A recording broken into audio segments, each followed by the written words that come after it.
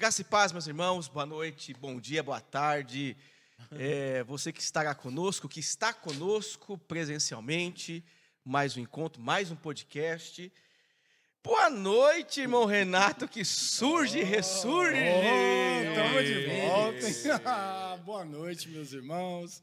Boa noite, minhas irmãs. A graça e a paz de Jesus. Muito bom estar de volta. Amém. Espero que a gente tenha aí um bom bate-papo que edifique as nossas vidas e a vida daquele que nos ouve. Amém. Boa noite, Wagner. Boa noite. Que seja um bom bate-papo, como foi a boa mensagem de ontem, né? Baseado no Evangelho de Marcos. Olha! Hein?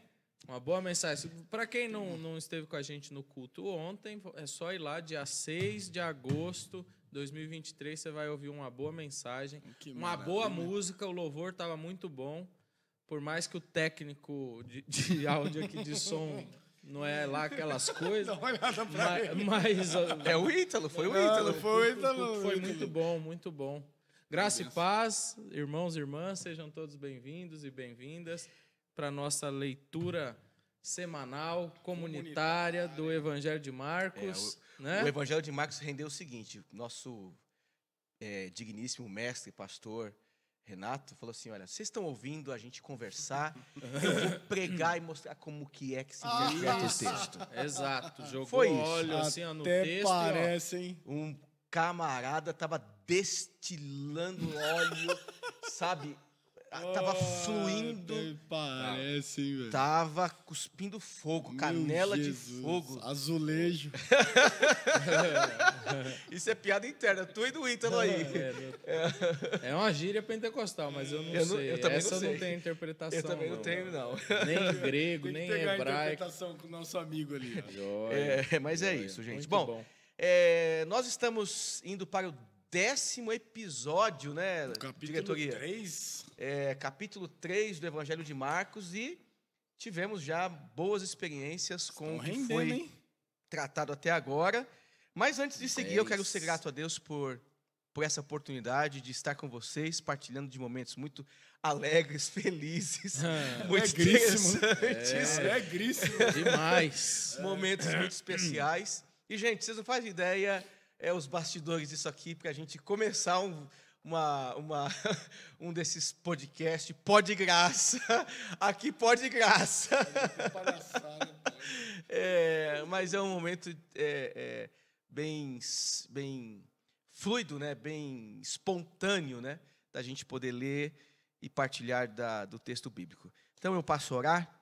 Pai, eu te agradeço por essa oportunidade de ler a tua palavra, por essa oportunidade de estar com os meus amigos, partilhando, Obrigado, Senhor, de tantas coisas importantes, tanta coisa boa. Muito obrigado, Senhor. Amém, Jesus. Abençoe aqueles e aquelas que estarão participando conosco, partilhando conosco. Que a sua bênção esteja sobre a vida de todos os nossos irmãos que estarão conosco aqui, Senhor, estudando a sua palavra, lendo a sua palavra. E eu espero que ela, de fato, Senhor, possa animar os corações, alegrar os corações, trazer esperança e vida para aqueles que precisam de esperança e vida. Em nome de Jesus, eu te agradeço por essa oportunidade de ler a sua palavra. Amém. Amém, irmão Wagner. Até gaguejei aqui. Voltou a gagueira. Recaída. Mas vai falar de cura aqui hoje, quem sabe até o final. O cara tá inspirado hoje, hein, velho? Ai, Jesus. Segura. Mas o que nós podemos dizer, o que já foi tratado no nosso último episódio? Ministério do Resumo vai entrar em ação. Vamos olhar para trás um pouquinho aqui. Falamos sobre jejum e sobre o sábado, né? Sim, com a presença ilustre do Fabinho. Nosso irmão Fabinho Fábio. estava aqui com a gente. Apóstolo Estava Fábio. rodeando a terra e chegou aqui, pousou aqui. Nosso mano. Nosso parça, né? Que todo mundo chama de parça. Tava isso aí aí. com a gente. Rapaz, na hora que... Antes de você começar a orar, você falou 10 episódios já. Nessa toada... Eu falei pra você. Nós 60. vamos terminar... isso aí. 2024 tá aí, ó. 60 episódios. Chegará e não rapaz. tardará. Meu Deus. Não, mas eu acho que vai ter capítulo que não vai ser mais brevezinho. Será que esse capítulo a gente faz em 3 ou 2? Então, Aí, vamos descobrir. vamos saber, começar né? pelo resumo, né? Na semana passada a gente falou então do jejum, falamos também do sábado.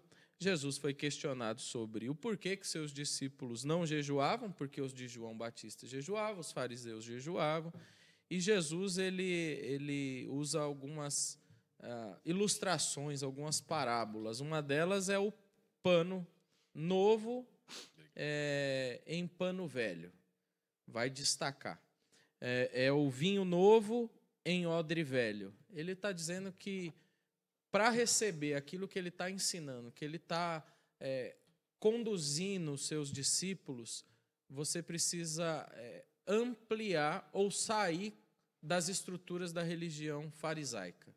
Porque aquilo que ele estava trazendo de novo, a religião farisaica, a religião judaica operante, não tinha condições de absorver. Então, por isso que ele usa a ideia de que esse vinho, essa alegria nova que eu estou trazendo, vocês não são...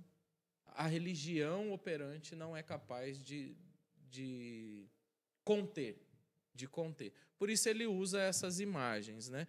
E o decorrer aqui da nossa reflexão hoje, o capítulo 3, mais uma vez vai apontar para isso, né? A preocupação dos fariseus. A preocupação deles está no status quo, que é o odre velho, né? E também o outro questionamento foi sobre o sábado. E aí Jesus, ele, assim, para resumir mesmo, sendo redundante, o versículo 27 é fundamental para aquilo que Jesus estava ensinando os seus ouvintes. Ele vai falar: o sábado foi feito por causa do homem, e não o homem por causa do sábado. Assim, pois, o Filho do Homem é Senhor até do sábado. Ou seja, a religião estava priorizando dogmas, doutrinas, ensinamentos, invencionices, e Jesus veio para mostrar. E ele dá logo uma carteirada usando o próprio Antigo Testamento. Ele usa o exemplo de Davi e os seus, quando com fome entram no santuário, pega o pão da presença e come, né? Porque senão eles iam morrer. E aí Jesus usa isso como exemplo para mostrar que a vida é mais importante do que o dogma, que a vida é mais importante do que o sábado. Por isso, o sábado foi feito por causa do homem, não o homem por causa do sábado. Então, foi um pouco disso que a gente falou na semana passada, eu, Fernando e Fabinho. E quem quiser ouvir um pouquinho mais, é só voltar aí uma casinha nos podcasts que vai ouvir um pouco mais sobre jejum e sábado, certo?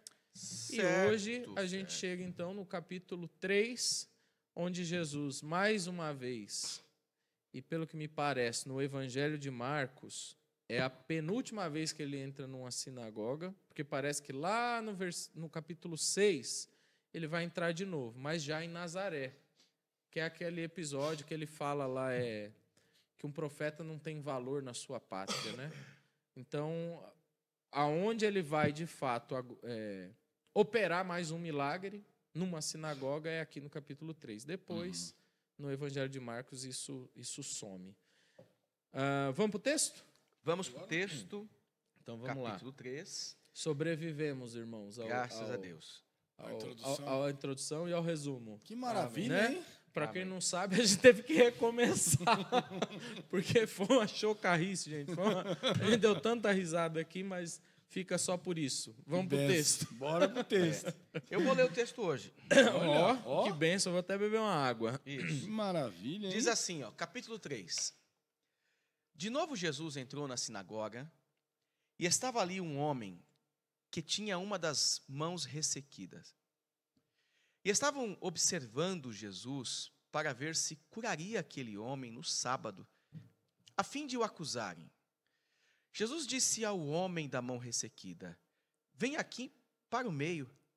Então lhes perguntou: é lícito nos sábados, fazer o bem ou fazer o mal? Salvar uma vida ou deixar morrer? Mas eles ficaram em silêncio.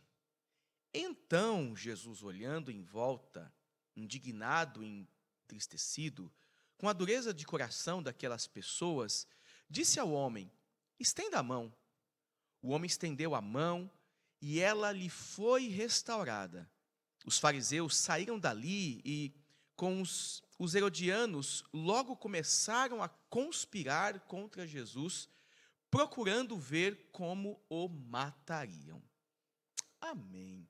Cambada de Amém. fariseu. Caramba, e aí, E aí, Wagner? irmão Wagner, o que você tem a dizer? Já levantou, eu só toquei, pá. Foi por isso que você pediu para fazer a leitura? Não, para depois passar a bola para claro. mim? Eu ia falar irmão Renato, mas ele falou Então, Wagner. irmão Renato, ô, Fernando, Me ajuda, né? Segue o sopro aí. Me ajuda, varão, né? ô. Deixa o Renato pôr a bola na marca do pênalti aí, depois a gente chuta.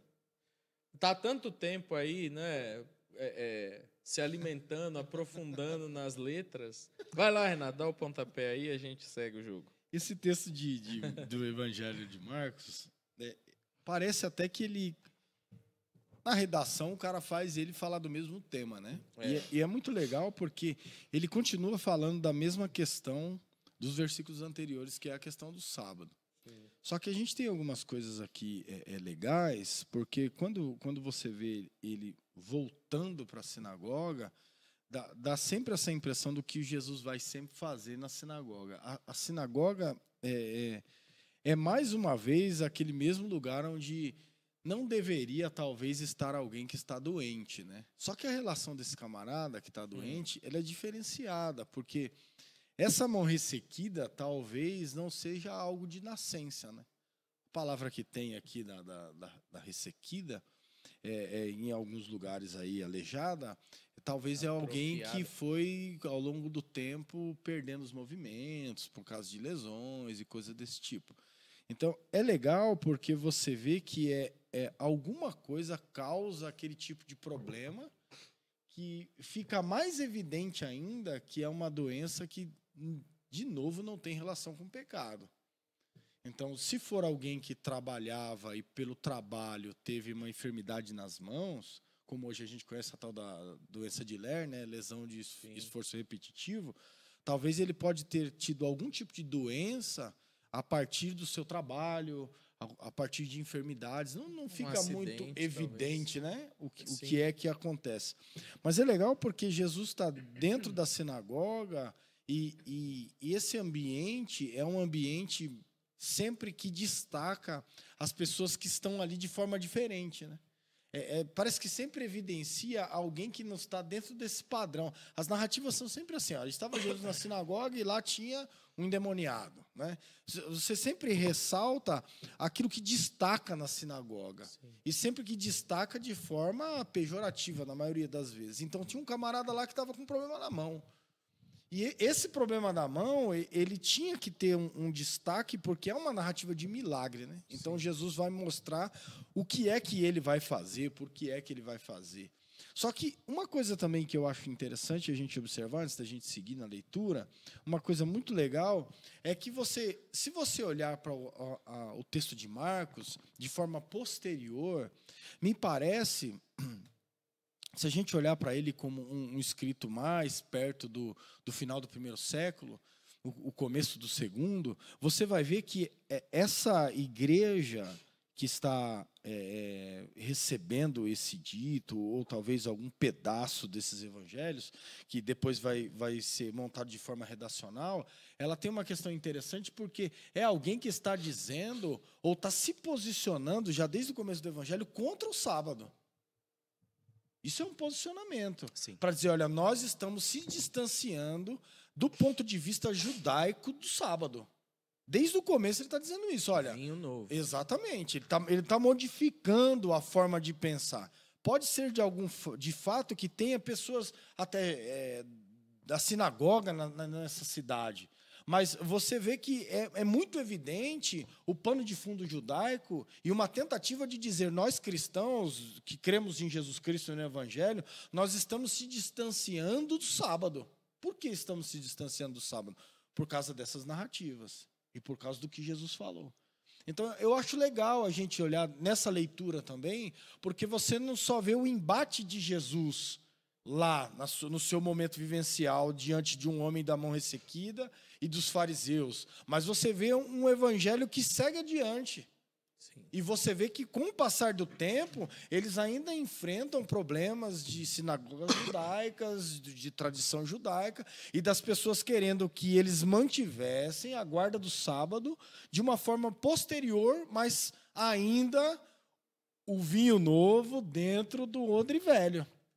Então, eu acho legal a gente olhar nessa perspectiva para que a gente veja, depois a gente consegue ter outros desdobramentos, mas para que a gente veja que o interesse do Evangelho de Jesus não está no sábado.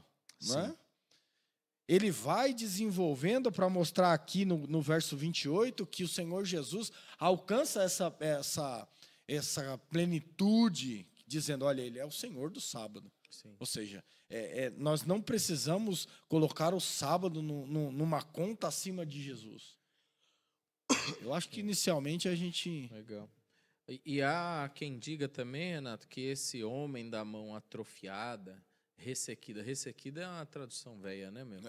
Nossa, quem fala assim, esse cara tem a mão ressequida. Mas a tradução da palavra é mão murcha, né? É um termo de que a mão vai como se fosse perdendo o movimento da mão, né? O que é isso? Ressequida. Quando a gente usa essa palavra no dia a dia? No dia a dia eu não sei não, cara. Mas que o texto é ressequida, aleijada eu acho que é melhor. É um termo mais popular. Tá, do século XXI, entendi. Contemporâneo, para você entender. Entendi, é contemporâneo. Mas o termo é ressequida. É, ressequida. Não vai mais ler o texto, tá? Tá bom. Tá bom, beleza. Mas é ressequida? Você não viu na hora que ele leu? É ressequida, mas beleza, tudo bem, é texto. Mas bíblico, o Almeidinha é firmeza. Eu gosto do Almeidinha. Não, ele deu o pontapé inicial. Pode seguir. Prossigamos? Pode seguir. Há quem diga também que esse cara foi infiltrado na sinagoga. Isso também tem. Né? Porque... para criar o... o clímax. O que os fariseus queriam? Motivo para prender Jesus. Não só prender, matar Jesus. E eles já sabiam, eles já estavam convencidos de que Jesus era um curandeiro. Eles já sabiam, não precisava de mais prova. Já foi paralítico, né? Já foi, que mais? Leproso, já foi endemoniado, já foi a sogra de Pedro. Glória, lembrei de ontem. Mensagem. Então eles já sabiam. Então o que eles queriam? Implantar uma prova, montar uma armadilha. E Jesus é o cara. Jesus falou assim, vou pisar nessa armadilha, vem cá pro meio. Né? Não é, o texto não diz isso? Que Jesus fala, levanta aí e vem aqui pro meio. Então Jesus ele não fugiu da arapuca que armaram para ele. Né? Ele chamou o cara, e aí tem o desenrolar, né, do texto que nós lemos. Né? O que Jesus... disse para o homem, levanta, vem para o meio, e depois ele pergunta para a galera, o que é permitido fazer no sábado? Antes de chegar nesse ponto, eu imaginei que você estava aí com alguma coisa na agulha, você está assim, solta a bola, primeiramente, porque senão ele já está no versículo do capítulo 7 já, daqui a pouco. Eu sou assim, objetivo, eu sou... sei, vamos lá. Marcos Wagner. Marcos Wagner. Mas esse negócio que vocês falaram sobre o Evangelho, né? E eu acho que faz mais sentido a mão ressequida do que a mão atrofiada. Esse é o advogado do Almeida. Não, mas brincadeiras à parte. Tem um texto apócrifo que... então o texto, já está fora. É o texto aos Hebreus, mas o Evangelho aos Hebreus, né? Que ele fala sobre... esse homem ser um trabalhador, possivelmente um pedreiro, e que sofreu um acidente, e até por isso que ele tinha esse acesso à sinagoga, e até por isso que existe essa suspeita de que ele foi colocado como uma pessoa para prejudicar Jesus nessa trama dos fariseus. Está no Evangelho de Hebreus isso aí? Exatamente, essa historinha. Então, nunca li. É legal você pensar nessa proposta. E a questão da violência que sofre na mão, né, é justamente o que você mesmo mencionou, né? Ele sofreu um impacto, um acidente, e esse acidente gerou esse ressequimento, esse atrofiamento na mão, né? Aonde, Wagner? No texto, né? Mas que o grego não é atrofia e sim ressequida, então, desculpe-me, claro, tá? Claro que ok, é. desculpe-me. Não tá aleijado no grego. Não tá aleijado, né? Tá bom. Ele não nasceu de fato Mas nessa tá condição. murcha no texto. Também não tá ressequido. Tá murcho. Mas tem uma outra questão, que esse texto vai apresentar os fariseus tentando achar um problema que quem cria inicialmente são são os discípulos, e não Jesus. No texto anterior, na questão do jejum, não sei se foi na questão do jejum, não lembro agora, mas anteriormente os fariseus criam um problema com os discípulos de Jesus, passando pelo campo e quando eles vão fazer o trabalho lá no sábado de debulhar o milho, né? Quem gera esse problema são os discípulos, não é Jesus que está ali debulhando os milhos para comer. Jesus vai defender a importância da alimentação dos discípulos no dia de sábado e valorizando a vida mais do que propriamente o cumprimento da regra do sábado diante da fome. Aqui, Jesus é colocado no episódio, mas ele também não é alguém que provoca imediatamente esse problema. Então, por isso que faz muito sentido pensar na trama de Jesus, na trama dos fariseus em incriminar Jesus no dia de sábado, né? Isso faz sentido nessa parte introdutória para a gente ver o quanto as pessoas estavam possuídas de más intenções ou de malignidade, né? Diante de algo tão especial. E o quanto eles levam a sério, né, o cumprimento dos ritos e das práticas religiosas. Isso é fato. Eles levam muito a sério ao ponto de ignorar o que é mais importante, né, que é o tema que nós vamos tratar aqui em instantes, né? Aí, de fato, na sequência, então, Jesus vai chamar o homem para o meio, né? Vai colocar ele em destaque. Aquele que estava à margem, e aqui a gente pode, de maneira alegórica, pensar em muitas coisas sobre essa questão de Jesus colocar esse homem no centro, de trazer ele para o centro, né, da conversa, enfim. Tem muitas alegorias sobre esse fato. E dá para pensar aqui como mensagem hermenêutica, você pode viajar em muitas coisas, né? Isso é legal. E aí ele vai para o centro do ambiente, né?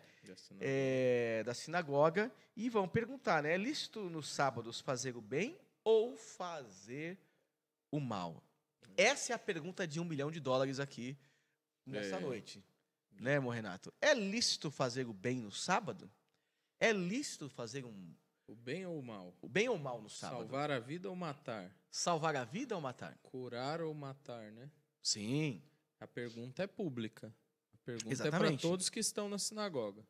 Na sinagoga não tem só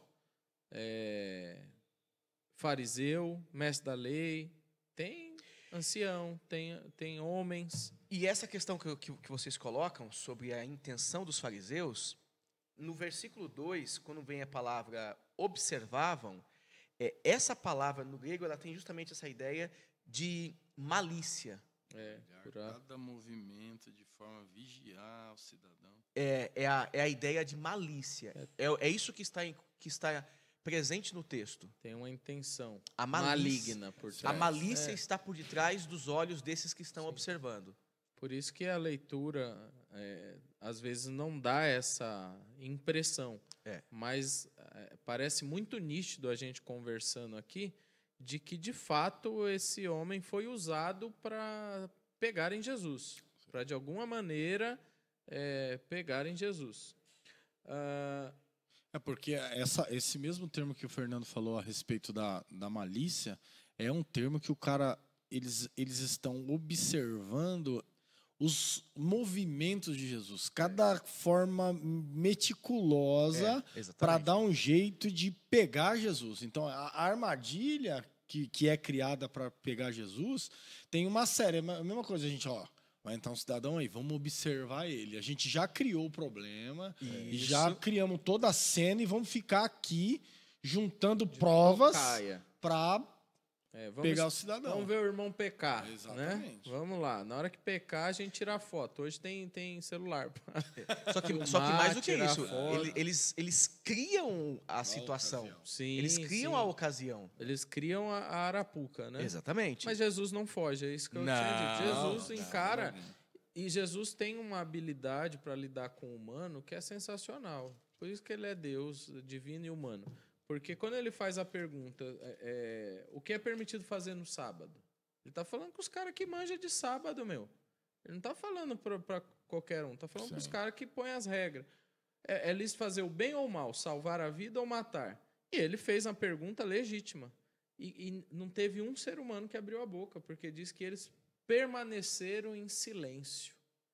Esse silêncio incomodou Jesus. O versículo 5 mais à frente vai falar que Jesus ficou...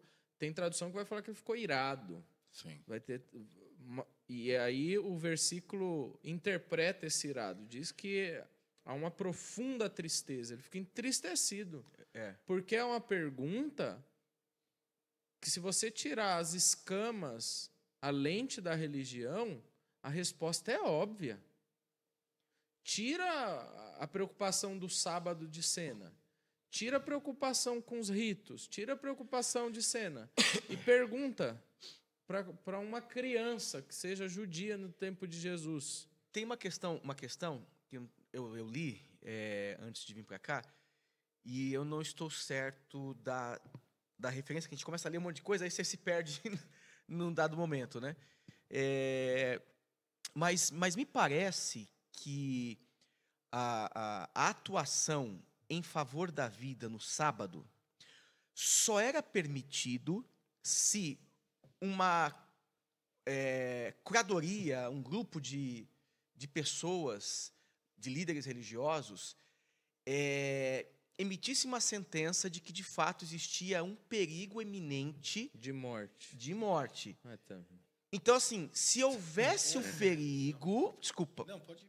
Se houvesse um perigo que foi identificado, chegaram à conclusão que, de fato, aquela pessoa estava em perigo, aí sim poderiam livrar essa pessoa de algum possível mal. Só que, veja, existe uma avaliação feita por um grupo de homens sempre dispostos a julgar uma causa e dizer, isso aqui é válido, isso aqui não é válido. Isso que eu gosto de Jesus. Veja, no entanto que lá em Lucas, eu até abri aqui porque foi a referência que apontaram, né? Lucas 13:14 vai dizer assim: o chefe da sinagoga, indignado, aqui é um outro episódio, tá? A cura de uma mulher enferma no sábado, mas o pano de fundo é sábado. O chefe da sinagoga, indignado por ver que Jesus curava no sábado, disse à multidão, isso aqui é interessante, há 6 dias em que se deve trabalhar. Venham nesses dias para serem curados, mas não no sábado. Entende? Você tem a semana inteira para buscar uma melhoria da sua saúde e justo no sábado você resolve ir para o médico, né? Que coisa, não? Se você olhar pelo ponto de vista negativo, ele tem sentido. Claro. Por que ele tem sentido? Porque uma mão mirrada e um problema físico, você tem a semana inteira mesmo. Você não é alguém que está à beira da morte. Não é alguém que teve um problema agora, e vai cair, a gente precisa acudir, não acode, vai morrer. Não, então deixa para segunda, ou deixa para domingo que a gente resolve esse problema. Então, olhando num viés negativo, não estou defendendo o cara, olhando num viés negativo... Não, nem dá para defender. Não dá para defender o cara. Não tem jeito. Com as leis de Jesus é indefensável, ele acabou de falar. Não tem jeito. O sábado foi feito para o homem. Mas explicando só mas tem uma, a mente. Tem uma questão também, acho que é do Judas Macabeus. Meu Deus, que ele tem ele tem essa relação interessante que parece que uma das lutas que ele faz contra o Epifânio, ele vence porque ele quebra o sábado. E aí os caras, tá todo mundo achando que eles vão parar a guerra por causa do sábado, e parece que é mais ou menos alguma coisa assim. E aí eles não guardam o sábado e vão para a luta, e armam uma situação e conseguem vencer por um período o camarada. E aí você percebe essas exceções em algumas ocasiões da história do povo judeu em relação ao sábado. Quando, na verdade, o sábado era um dia de descanso, até por causa do homem, o que a gente leu no capítulo anterior. O sábado foi feito por causa do homem. Por quê? Porque precisa ter um dia para descansar. Sim. Tem que ter um dia para você parar, tem que ter um dia para você dar ele ao Senhor. E parece que a questão vira o contrário. A gente tem o guarda da moral lá nos muçulmanos, lá para aqueles lados, e parece que aqueles já eram guardas religiosos, né? A gente vai fazer o que com o camarada? A gente mata, não mata? A gente faz o que com ele que não guarda o sábado? A gente fica vigiando as pessoas.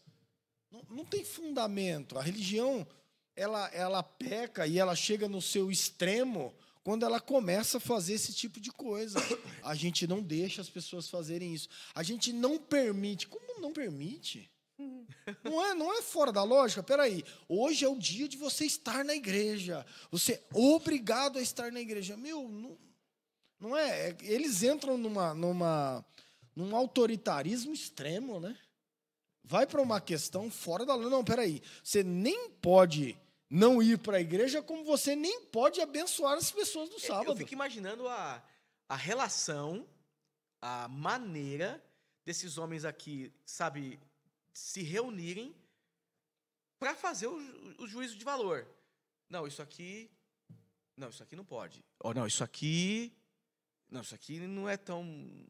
Não, essa pessoa, ela não está tão morrendo. Ela está quase morrendo, mas não está tão morrendo. Ela aguentaria mais um dia de vida. Poderia vir amanhã, né? Né? Ela aguentaria mais um dia de vida. Poderia vir amanhã. É absurdo. Lógico que é. Jesus está ensinando que ele próprio não fica fazendo microgestão da vida dos outros. Ele está dizendo, tem uma necessidade, não importa o dia da semana. Há uma dificuldade tão grande, inclusive até nos dias de hoje. A gente sabe de irmãos, irmãs, crentes em Jesus Cristo, mas que tem a observância do sábado, né? Mas, ao meu ponto de vista, superado. Jesus veio e falou, não, o sábado é para vocês. Não tem... Se a gente fosse levar a risca, coitado de quem trabalha de horário, né? Que uma semana folga no domingo, outra semana folga na segunda, outra semana folga na terça, né? Folga no sábado de vez em quando. Sim. Né? Então, é um absurdo, assim, na minha leitura hoje, querer dar tanta ênfase ao sábado. No entanto, no texto aqui, no episódio, na cena, o silêncio entristece Jesus. Exatamente. Jesus fica chateado com o coração endurecido desses homens. Pô, vocês são entendidos da lei, né? Mas, diante de uma situação tão simples... É uma pessoa que está doente e tem a possibilidade de ser curada. Vocês acham que eu não devo curar no sábado, fazer o bem no sábado? Não faz sentido, gente. Não é? Né? Na lógica de hoje, e o que Jesus está querendo dizer é na lógica de sempre. Não faz sentido eu priorizar uma outra coisa acima da vida, do bem-estar, né? E é interessante quando ele fala sobre salvar a vida, né?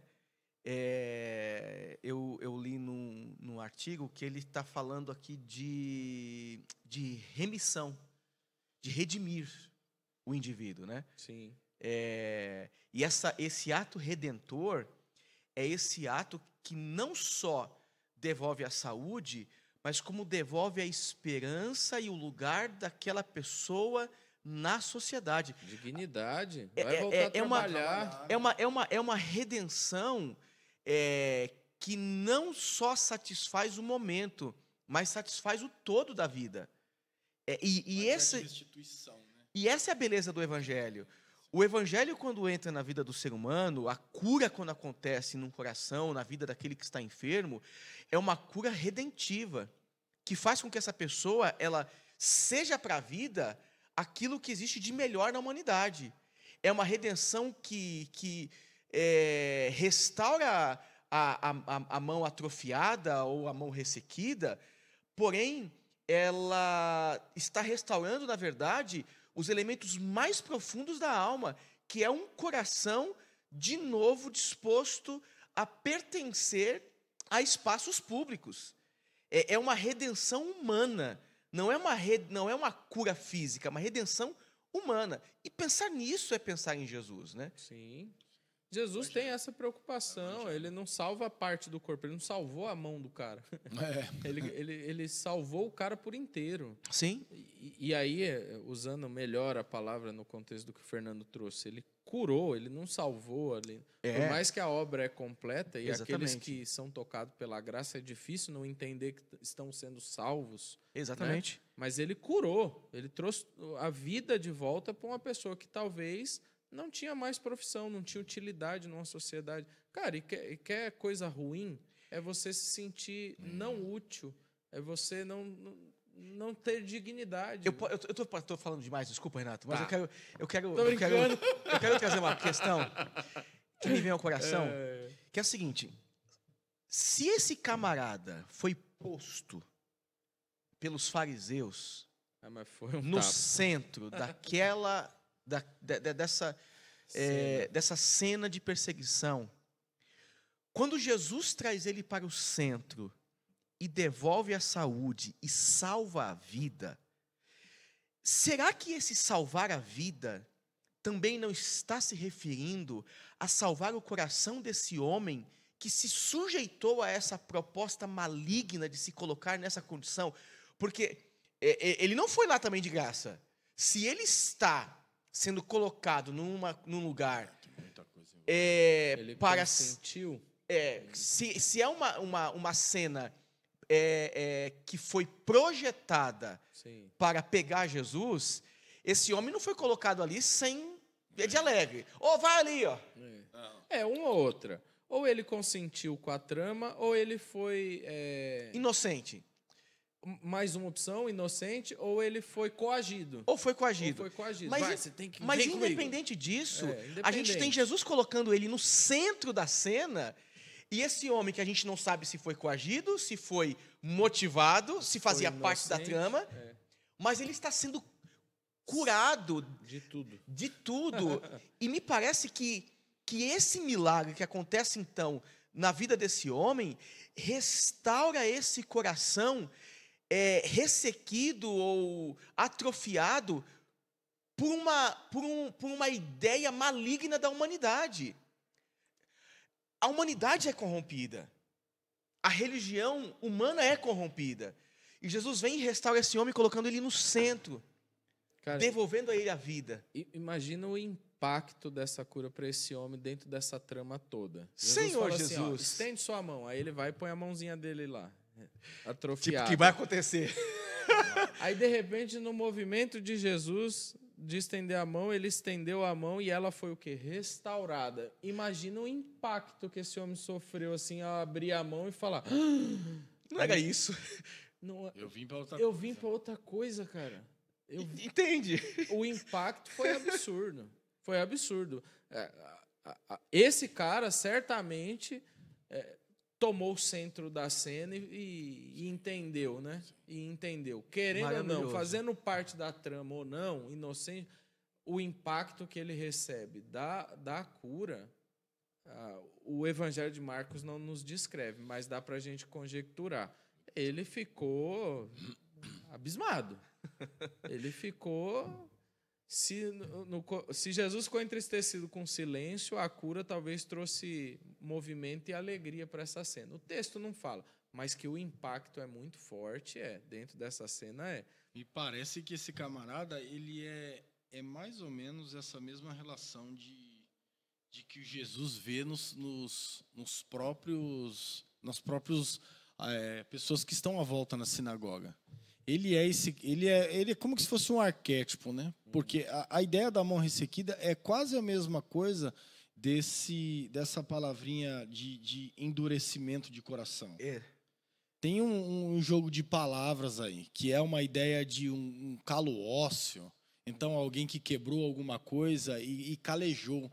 Então, é a mesma perspectiva do endurecimento de coração. Como foi quebrado, né? Exatamente. Então, você tem essa lógica de Jesus mostrando para eles, a partir da cilada que eles tentaram armar para Jesus, como é que estava o coração deles. Porque diante da dureza de coração, de você não querer que o bem seja feito no sábado, Jesus se entristece e se ira. É muito coração. Então, é uma perspectiva, é um aprendizado com base na lei de Jesus equivocado. E olha a desgraça. Totalmente errado. O Renato desenhou o cenário aí, na fala dele. Depois que o cara tem a mão restaurada, a primeira atitude dos fariseus que estão ali é sair correndo e começar a conspirar, tramar com os herodianos contra Jesus sobre como poderiam matá-lo. Cara, a dureza é tão grande que os caras não levaram em consideração o milagre em momento algum. Eles queriam que aquilo acontecesse para ter mais argumentos para matar Jesus. Quem tá quebrado não reconhece a vida. E é engraçado, quando a pessoa, o ser humano, está decidido a fazer alguma coisa, pode ser contrário aos princípios cristãos. Mas se ela sentou no coração, parece que ela vai até as últimas consequências, que é o caso desses homens, cara. É de fato a dureza de coração, né? Eu acho que o endurecimento, acredito que é a relação religiosa com a vida. A relação religiosa com a vida que faz com que as pessoas percam a vida de verdade. Você não é capaz de olhar de forma humana. A religião, ela vai demonizando o cara e vai fazendo com que o coração dele fique cada vez mais endurecido. Não enxerga a vida, não se preocupa com a vida do outro. Ele quer essa possibilidade de controle. Então, a gente controla Jesus, a gente não controla. Se a gente não controla, a gente tem que matar ele. E tem mais uma denúncia do Evangelho de Marcos aqui. Quando diz que eles saem para conspirar com os herodianos, o Evangelho está denunciando. Porque esses caras não são santos? Esses caras não são os separados? Eles não são os judeus? O herodiano, a gente tem muita coisa para falar. Tem muita coisa. Os herodianos são do partido de Herodes. Do Império. Do Império. Ele é um judeu que faz o meio de campo com o Império. Só que desses herodianos não tem só judeu. Tem todos os lobistas. Não tem os lobistas da política hoje que a gente ouve nos jornais? Esses herodianos são os lobistas, aqueles que fazem o meio de campo. É a junção aqui da religião com a política, porque Roma é política. Sim. Herodes e fariseus é religião, é o casamento da religião com a política. Eles é tão santo para algumas coisas. Aí Jesus é sensacional quando ele usa o exemplo do cisco no olho do irmão e a trave na sua. É o fariseu puro. Para muita coisa, eles não se relacionam com gentil. Mas entre os herodianos, certamente está cheio de gentil. Mas como eles tinham um objetivo, e o objetivo era matar Jesus, eles passam por cima disso. Curar no sábado não pode, mas agora eu vou lidar com gentil. Por quê? Porque eu tenho um objetivo. É uma relação em que eu penso na santidade do sábado, mas eu não penso na santidade do meu coração. Vocês falando aqui, eu não tenho esse direito de pensar isso, ou tenho? Claro que tenho. Não sei se tenho. Eu nem sei o que você pensou, mas tem. Mas o texto é uma narrativa, ponto, ok? Mas eu não sei se essa narrativa não foi arquitetada para dizer o seguinte: o coração dos fariseus é que nem esse homem que tem a mão ressequida. Sim. O coração dos fariseus é exatamente igual a esses homens que têm a mão ressequida. E fica lindo, né? Se você observar. Porque é uma mão normal que vai... A ideia da lei, que eles transformam em... que ela sofre as agressões, ela é perfeita. É a mão perfeita de um ser humano que trabalha, e aí ele sofre uma lesão e vai atrofiando. É a lei. A lei foi posta justamente para indicar, enfim, muitos aspectos, inclusive positivos da vida. E principalmente Lá atrás, a gente vida, aprendeu né? sobre isso. Principalmente a vida, né? Aí, de repente, sofre um acidente, resseca. Então, será que esse episódio todo não é essa construção para dizer, olha, o coração desses que estão perseguindo aqui Jesus só está assim porque eles foram ressequidos, atrofiados, mas enquanto eles não vierem para o murchou, enquanto não vier para o centro, e não for curado, eles não conseguem enxergar o valor da vida. Só conseguem enxergar o valor do sábado. E é interessante que quem está quebrado não vê o mal que está fazendo. Quem tem um coração quebrado, quem tem a mente cauterizada, deturpada, não consegue ver o mal que está fazendo. Porque eles vão criticar o sábado, Jesus curar no sábado, mas não vão autocriticar, ou fazer uma autocrítica, né, corrigindo aqui, fazer uma autocrítica em relação a essa disposição maligna. Então, a disposição maligna está tudo certo, mas curar está tudo errado. Fazer o bem está tudo errado. Fazer o mal está tudo certo. Veja o comprometimento desses homens com as suas convicções malignas e o descomprometimento desses homens com a vida. Gente, é uma revelação que salta aos nossos olhos aqui nessa noite, nesse dia, que se a gente notar os nossos dias, o nosso tempo, a gente vai ver que a humanidade, em muitos aspectos, de fato, ela está quebrada. E que a religiosidade, quando ela se torna vazia, nos atrofia. A gente não consegue enxergar a dor alheia, não consegue ser empático, se colocar no lugar do próximo. E a realidade ela é tão interessante porque você vai vendo o que é que essa dureza de coração faz com o ser humano. Exatamente. E em nome de Deus, por quê? Para salvaguardar a religião.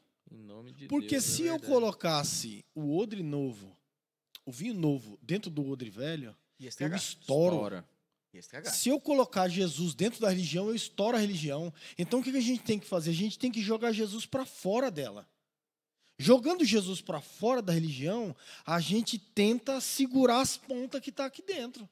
E é exatamente isso que eles fazem. E é lindo o Fernando trazer para os nossos dias, porque a gente consegue ver o movimento da religião de forma muito perfeita, acontecendo e jogando Jesus para fora. Os homens continuam quebrados.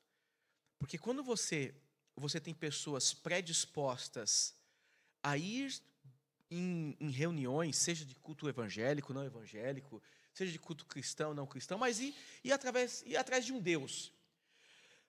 Atrás de um Deus. Sim. E ela vai atrás de um Deus em busca de uma cura, de um milagre. Só que, ao mesmo tempo que ela santifica aquela busca, ela também ela santifica a maldade do coração dela, porque ela sai daquela busca por um milagre de um Deus, de uma ação divina. Ela sai daquele lugar, ou está naquele lugar, pensando em fazer coisas erradas com o próximo e prejudicar de maneira cruel o próximo. Não existe sensibilidade em relação à humanidade. Ao mesmo tempo que eu santifico o sábado, e aí a gente pode transportar aqui o sábado para qualquer outro padrão religioso que a gente tenha na vida. Qualquer outro padrão religioso. Sim. A gente pode transportar o sábado aqui para qualquer outra coisa. O domingo, a segunda, as 7 semanas de Josué, o de Naamã. Lugar no templo. O lugar no templo. Esse lugar é mesmo. Não, tudo aqui pode se tornar sábado. E aí, se eu estou num ambiente desse, ou numa situação dessa, em que eu santifico esse espaço, ou essa atitude, ou essa ação, essa liturgia, mas eu não santifico o meu coração ao ponto de consertar esse coração diante de Deus, eu estou vivendo essa miséria de conspiração contra Jesus. Eu sou um conspirador. Porque se eu conspiro contra alguém, eu estou conspirando contra Jesus. Ai daquele que tocar em um dos meus pequeninos. Sim. Se eu faço mal contra os filhos de Deus, contra o ser humano, eu estou ferindo o reino de Deus. Eu estou ferindo Jesus. Sim. É muito sério, gente. Então, a minha religiosidade não justifica a dureza do meu coração. Não. É isso que precisa ficar muito... Jesus. É nítido Pelo pra gente. contrário, né? A nossa religiosidade, ela acaba maquiando a dureza do meu coração.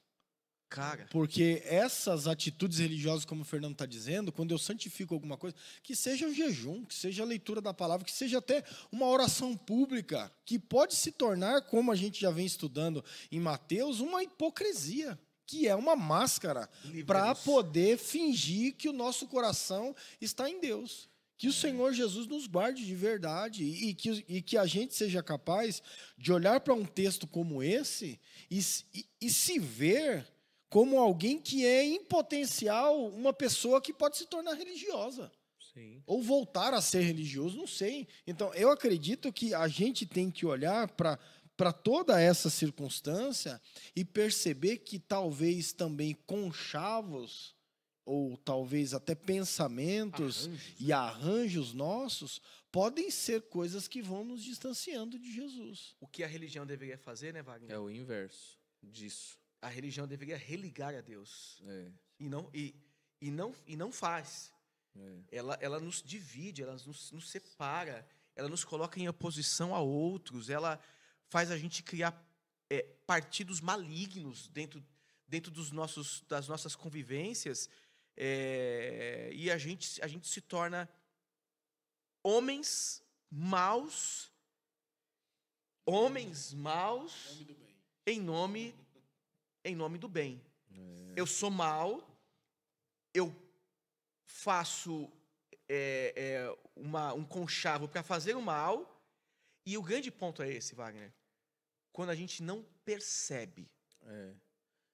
Agora, há uma sutileza, mas há também ambientes que são escrachados. Ah, lógico, tem tudo. Tem pregador, vamos falar do que... Nosso quintal, né? Tem pregador que prega com raiva. Tem pregador que prega amaldiçoando. Jogando no inferno. Tem pregador que fala espumando na boca, né? Daria para dar alguns nomes, mas não vou fazer isso. É só olhar aí na internet que você vai perceber um sem número de pregadores que amedrontam, que falam de um Deus que não é o Deus de Jesus e que não é Jesus.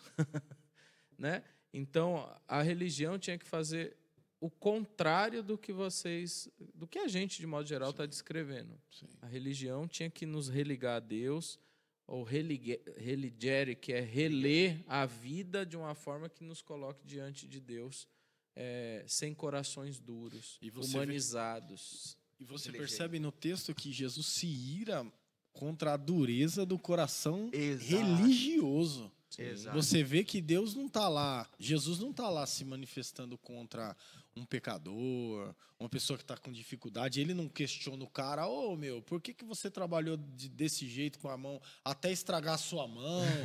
Não é? Se fosse, o cara podia, pelo amor de Deus, Jesus não está olhando para as dificuldades da vida. Jesus está olhando para as pessoas que estão...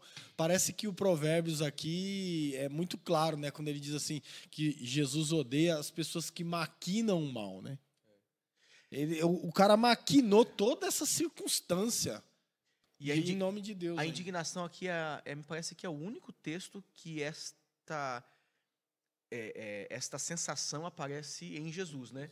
De indignação. O texto grego vai falar sobre isso, né? Tem tradução que fala de ira, né? É a única vez que aparece Jesus, a Bíblia falando que Jesus estava irado, né?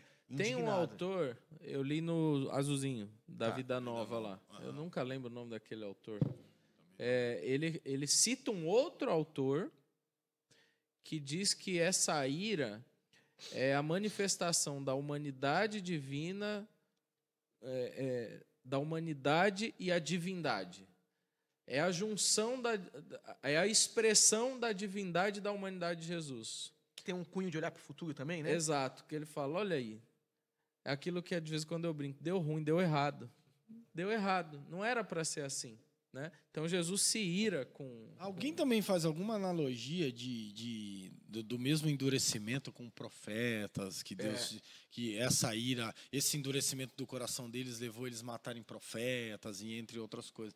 E é uma coisa terrível, né? Exatamente. Porque desdobra em querer matar Jesus, do mesmo jeito que vem acontecendo com Jeremias e entre outros, né? Que Deus nos guarde, né, dessa cegueira intelectual que está aqui no texto, né? Sim. Porque essa dureza do coração é mais do que um desconhecimento do que se está fazendo. Na verdade, é uma tentativa arquitetada para fazer o mal. Então, trata-se de uma cegueira intelectual. E quando... conchavo, rapaz. Cara, eu nunca participei ou presenciei, e aqui eu não quero... Talvez a palavra graças a Deus não seja legal, mas é a única que me vem à boca. Graças a Deus eu nunca presenciei um espaço ou em uma reunião, pessoas macumunadas, unidas para fazer o mal. Eu nunca participei disso no campo religioso. Mas eu imagino como é duro e difícil você estar em um lugar em que você vê isso acontecendo com muita frequência. Sim. São pessoas cegas intelectualmente. Elas perderam o coração faz tempo para elas mesmas. Elas estão quebradas, elas estão atrofiadas, ressequidas. E aí elas precisam receber um coração novo. E só quem pode dar é Jesus. Amém. Glória Só a quem Deus. pode dar é Jesus. É isso aí. Amém? Amém. Ó, Olha, fluiu. que Amém. maravilha. É isso. Então, próximo episódio, estaremos juntos, mas eu Se Deus quero quiser. pedir a você que pode nos ajudar. Sempre a gente pede isso, né? Nosso canal não tem incentivo de nenhuma instituição, de nenhuma, enfim, empresa. Então, você que, de repente, tem uma empresa e quer patrocinar o nosso canal aqui, entre em contato com a gente, né? Aqui, a gente põe de graça, ó. A gente põe de graça aqui, ó, água mineral vídeo. Monteiro Lobato aí, ó. Olha aí. Então, tá de graça, irmão. Exatamente, ó. Estamos aqui A gente põe anunciando, adesivo né? aqui, ó, Se você quiser nos patrocinar também, mas se você não quer e não pode, contribua aqui na nossa comunidade, na nossa igreja, que é uma maneira de você nos ajudar diante desses tempos tão difíceis que todos estão enfrentando, né? Que Deus abençoe você com qualquer quantia que você possa nos ajudar. Será muito, muito, muito bem-vindo para a nossa comunidade. E venha nos fazer uma visita. Sim, Quem quer conhecer a gente, né? Mora nas redondezas aqui do ABC, Ribeirão Pires, São Paulo. Venha nos fazer uma visita, você será muito bem-vinda, bem-vindo no nosso meio. Amém? Amém. Amém. Amém. É isso. É isso. Que Deus abençoe a todos. Oremos. Oremos. Orai-vos. Amém. Pai, louvamos o teu nome por Cristo Jesus, nosso Senhor. Obrigado por tua boa palavra, pela leitura dessa noite. Pedimos que não permita, Senhor, atrofiar os nossos corações. Não permita nos silenciarmos diante das injustiças e da maldade humana. Ajuda-nos, Jesus, a ter um coração sensível à tua voz e às necessidades humanas. Ajuda-nos a sermos discípulos e discípulas do Senhor, que louvem e glorifiquem o teu nome e que caminha os teus caminhos, continua a tua obra, o teu ministério, e que continuemos lançando luz na vida e nos caminhos da vida. Pedimos essas bênçãos sobre nós, sobre cada um dos nossos irmãos e irmãs que nos acompanham nessa leitura bíblica. Esse é o pedido do meu coração, que a bênção do Senhor seja sobre todos e todas, para a glória do teu nome. Oramos agradecidos a ti, no nome do Mestre Jesus. Amém e amém. Amém. Deus abençoe sua vida. Deus abençoe, Amém. meus irmãos. Abraço.